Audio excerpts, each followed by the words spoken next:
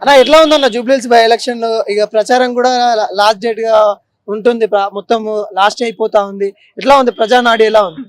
అందరైతే BRS support చేస్తారు. Maybe nine face వాళ్ళు చూసి చేయగలుగుతాం. ఇక్కడైతే లోకల్ అయితే నైన్ సపోర్ట్ చేయడానికి రెడీగా ఉన్నారు. అంటే బీజేపీ బీఆర్ఎస్ అంటే వీళ్ళిద్దరి మధ్యలో ఫైట్ ఉందని అంటారు. మెజారిటీ ఎటువైపు ఉందంటే ఏం చెప్తారు? ఇదైతే మీకు అన్ని సర్వేలు చెప్పినాయి కదా, సర్వే ప్రకారం తెలుసుకోవాలి కదా. ఇవన్నీ సర్వేలని ఫేక్ సర్వేలని కూడా అంటారు కదా. ఫేక్ సర్వేలు ఇవాళ డబ్బులు ఇస్తే వాళ్ళ డబ్బు కొట్టిరు అని అంటారు. డబ్బులకు ఓటేయడం అది వ్యక్తిగతంగా తప్పులేము కానీ కంపల్సరీ అయితే బీజేపీ అయితే చెప్పగలుగుతుంది. ఎవరు వస్తే బాగుంటుంది మీ వ్యక్తిగతంగా అనుకుంటున్నారు? నేను బీజేపీ వస్తేనే బాగుంటుంది అనుకుంటున్నాను. అంటే ఇప్పటి వరకు కూడా సర్వేలలో కూడా బీజేపీ థర్డ్ ప్లేస్ వరకు కాంగ్రెస్ ఉంది. అంటే ఎట్లా చూస్తా ఉన్నా థర్డ్ ప్లేస్ వస్తా ఉంది, వీటిని ఎలా చూస్తా ఉన్నా? చెప్పలేము కదండి. ఇప్పుడు ఎవరు అనేది ఇప్పుడు నేను బీజేపీ అంటాడు, ఇతను కాంగ్రెస్ అంటాడు, ఇతను బీఆర్ఎస్ అంటాడు. రిజల్ట్ వచ్చిన దాకా ఎవరైతే ఒపీనియన్ చెప్పలేము మనం. అంటే ఎట్లా అంటే డెవలప్మెంట్ గత 10 సంవత్సరాల నుండి ఇక్కడ మాగంటి కొప్పిన డెవలప్మెంట్ ఏమైనా ఉందా అంటే ఏం చెప్తారు? అదే డెవలప్మెంట్ అయితే ఏం లేదు. డెవలప్మెంట్ ఏం లేదు, మొత్తం శూన్యమే అంట, లేకుంటే అక్కడక్కడ ఉందని అన్నారు. చేసిండా చేయలేదు ఇక్కడ మీకు మాకైతే చేయలేరు. మీకు అది మా బస్సుకి అయితే ఇప్పటిదాకా గల్లీకైతే రోడ్లు కూడా రాదు. ఇప్పటివరకు అయితే రాలేదు. ఇలా మైనారిటీ ఓట్ బ్యాంకింగ్ మొత్తము కాంగ్రెస్ కే పడుతుంది అనేది. మైనారిటీ సగం 50 కాంగ్రెస్ కి వచ్చు, సగం 50% టీఆర్ఎస్ కి వచ్చు. 100% టీఆర్ఎస్ కి గ్యారెంటీ చెప్పలేము. బీజేపీకి అంటే ఏ లక్ష్యంతో ముందుకెళ్తుంది, అంటే ఓట్ బ్యాంకింగ్ ఎట్లా వస్తుంది అంటే? బీజేపీ క్యాండిడేట్ అంతా చూడండి, ఇక్కడ చూస్తానంటే మోడీని చూసి వ్యక్తిగతంగా అయితే మంచి వ్యక్తి బీజేపీ కొట్టారు. ఫైనల్ గా ఏం చెప్తారు ఇక్కడ? ఫైనల్ గా ఏం చెప్తారు? గెలిచేదాకైతే మేము ఏం చెప్పలేమండి, కానీ బీఆర్ఎస్ బీజేపీకి పోటీ అనుకుంటున్నాం. బీఆర్ఎస్ బీజేపీ పోటీ, కాంగ్రెస్ పోటీ కాదా? నవీన్ యాదవ్ అసలు పోటీ కాదు. నవీన్ యాదవ్ ఫేస్ వాల్యూతో పడతాయి. ఓకే, రాజకీయ సెకండ్ ప్లేస్ రావచ్చు, ఫస్ట్ ప్లేస్ రావచ్చు అని చెప్తున్నాను. అంటే పోటీ మరి వీళ్ళిద్దరు మధ్యలో పోటీ అని చెప్పి ముగ్గురికి పోటీ, మళ్ళీ ముగ్గురు వచ్చింది. ముగ్గురికి పోటీ. ఓకే, జూబ్లీహిల్స్ బై ఎలక్షన్ లో ఎటువైపు మొగ్గు చెప్తారు, ఏమనుకుంటారు? చాలా కాంపిటీషన్ ఉందా అన్న, హోరాహోరీ ఉంది చాలా వరకు అయితే. ఇప్పుడైతే కాంగ్రెస్ కి బీఆర్ఎస్ కి యూత్ అయితే మోస్ట్లీ అయితే కాంగ్రెస్ కి అయితే బాగా ఏమంటారు మద్దతు ఇస్తున్నారు. అంటే ఇట్లా మాగంటి గోపినాథ్ తను చేసిన పనులే మాకు ప్లస్ అయితే అన్నట్టు బీఆర్ఎస్ చెప్తుంది. ఇట్లా 10 సంవత్సరాల నుండి పనులు చేసిండు. అవును, మాగంటి గోపిని అయితే చాలా ఇక్కడైతే ఓపెనింగ్ చేసిండు అండి. ఎట్లా అంటే ఇట్లా మన వాటర్ ఇప్పుడు పెద్దది వాటర్ ట్యాంక్ కట్టిండు, మన దళిత స్టడీస్ సెంటర్ ఒకటి, మళ్ళీ ఇక్కడ మల్టీపర్పస్ ఫంక్షన్ హాల్ ఒకటి, ఇంకోటి మాకు ఈవినింగ్ కూడా స్పోర్ట్స్ ఏదైనా గేమ్స్ ఆడుకోవడానికి ప్లే గ్రౌండ్ బాగుంది, అదైతే బాగా నచ్చింది మాకు. ప్లే గ్రౌండ్ ఇంకోటి ఇక్కడ మన ఇంకోటి ఇది కమలానగర్లో డబుల్ బెడ్రూమ్స్ కూడా అది హాఫ్ వరకు అయితే శాంక్షన్ అయినాయి, ఇంకా హాఫ్ శాంక్షన్ అయితే అంటున్నారు. చాలా వరకు అయితే ఇప్పటికైతే పర్లేదు, ఇంకా డెవలప్మెంట్ ఇంకా చేయాలి, ఇంకా రోడ్లు కూడా వేయాలి. ఇది 100 feet రోడ్ అవుతుంది అన్నారు, మరి డైరెక్ట్ హైటెక్ సిటీకి రూట్ అవుతుంది అన్నారు, అయితే బాగుంటుంది. అంటే ఎట్లా అనిపిస్తా ఉంది అంటే ఈ ఎలక్షన్ రావడము, అంటే ఇక్కడ ఇంతగానో హడావుడి నడుస్తా ఉంది, ప్రజలంతా ఎవరు గెలిస్తే బాగుందని అనుకుంటారు, అసలు ఏం ఫీల్ అవుతుంది? ప్రజలైతే ఎవరి ఒపీనియన్ వాళ్ళది, దాంట్లో అయితే ఏం లేదు.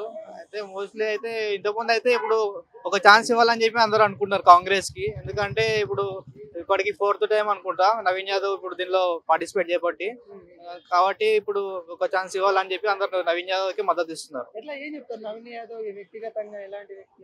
అతను ఎవరు పిలిచినా కానీ మధ్య తరగతి ఎవరైనా మిడిల్ క్లాస్ పీపుల్ ఎవరు ఇన్వైట్ చేసినా కానీ చిన్న ఫంక్షన్ అయినా ఇన్వైట్ చేస్తే వస్తాడు అనమాట.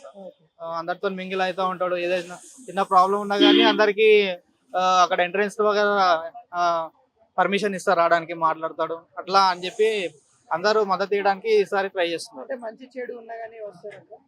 ఈసారి అయితే అతనికి 90% అయితే ఛాన్సెస్ ఉన్నాయని చెప్పేసి చాలా వరకు సర్వే కూడా చెప్తున్నారు, అదే వస్తుంది. ఇక బీజేపీ కూడా ఇప్పుడు కాంపిటేటివ్, ఇప్పుడు ఇవాళ కూడా ర్యాలీ ఏదో రోడ్ షో ఉంది, పవన్ కళ్యాణ్ వస్తున్నారు అని చెప్పేసి అంటున్నారు. పవన్ కళ్యాణ్ చేంజ్ మార్పు వచ్చే అవకాశం ఉంటుంది చెప్పలేమండి, 50-50. ఫ్యాన్ ఫాలోయింగ్ ఎక్కువ ఉంటది కాబట్టి మరి ఏమైతుందో ఏమో తెలియదు. ఇంకా మెయిన్ అయితే బరిలో అయితే ఇవి బీఆర్ఎస్, ఇంకా ఇవి మన నవీన్ యాదవ్ కొన్ని కాంగ్రెస్. మాగంటి సునీత గురించి ఏం చెప్తారు? ఆమె అవకాశాలు ఉందా? మొదటిసారి పోటీ చేస్తుంది,